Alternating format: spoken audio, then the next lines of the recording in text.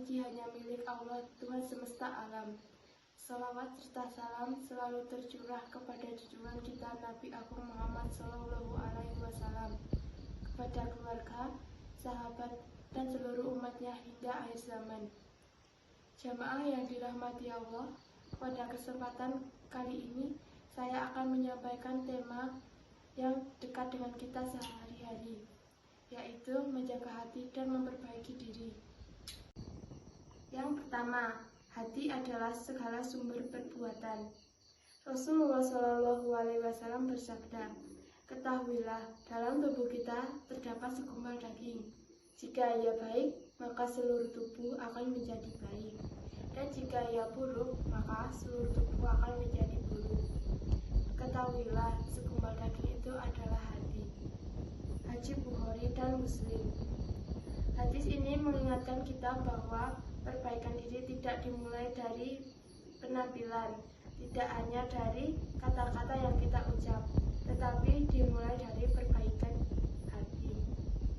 Hati yang bersih akan mendorong kita melakukan kebaikan, sedangkan hati yang kotor akan memudahkan kita terjerumus ke dalam keburukan. Yang kedua, penyakit hati yang sering tidak disadari. Banyak penyakit hati yang pelan-pelan merusak diri kita tanpa kita sadari, yaitu 1.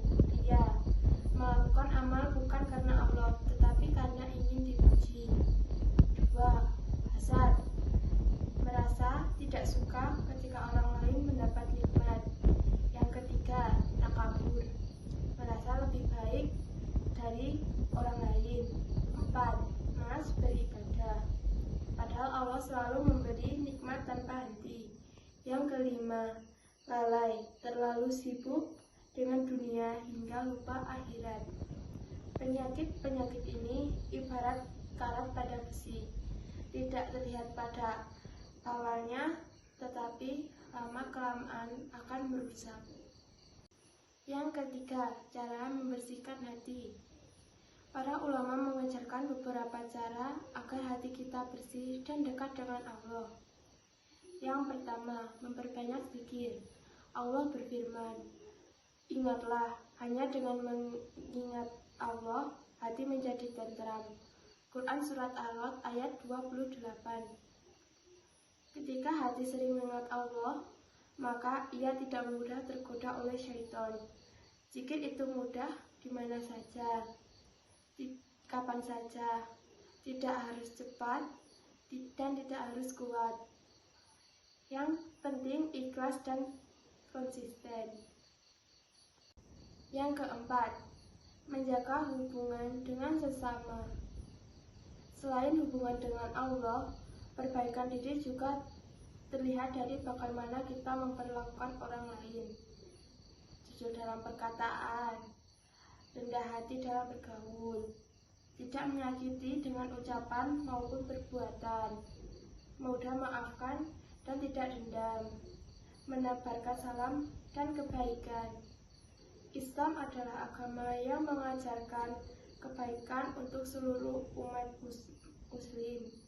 Rasulullah SAW bersabda, "Mukmin yang paling sempurna imannya adalah yang paling baik akhlaknya." Maka bila kita ingin memperbaiki iman, maka perbaikilah dulu akhlaknya. Yang kelima, manfaat hati yang bersih. Jika hati kita bersih, maka kita lebih mudah bersyukur. Kita tidak mudah marah. Kita sabar menghadapi cobaan. Kita kuat menghadapi masalah. Kita merasa dekat dengan Allah dan hidup terasa lebih tenang dan ringan. Itulah kenikmatan yang tidak bisa dibeli dengan uang. Yang keenam, tantangan hidup saat ini. Kita hidup di zaman modern. Banyak godaan dari media sosial, tontonan, dan informasi. Banyak orang berlomba untuk mencapai kesuksesan dunia. Banyak yang sibuk membandingkan diri sendiri dengan orang lain.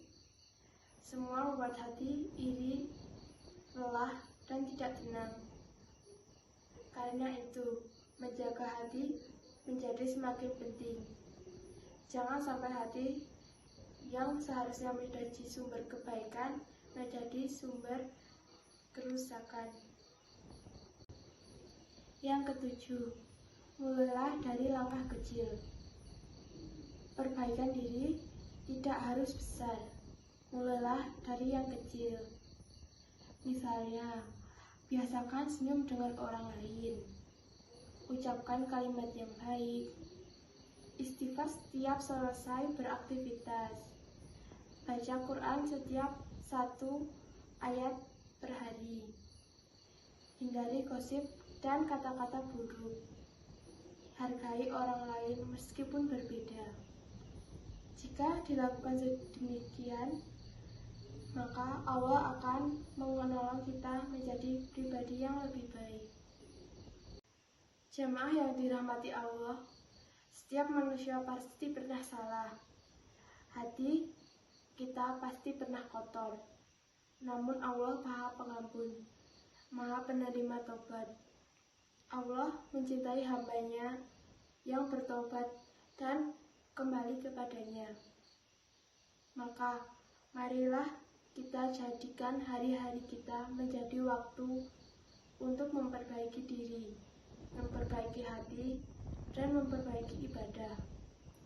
Jangan menunggu tua untuk berubah, karena tidak ada yang tahu kapan ajal akan menjemput.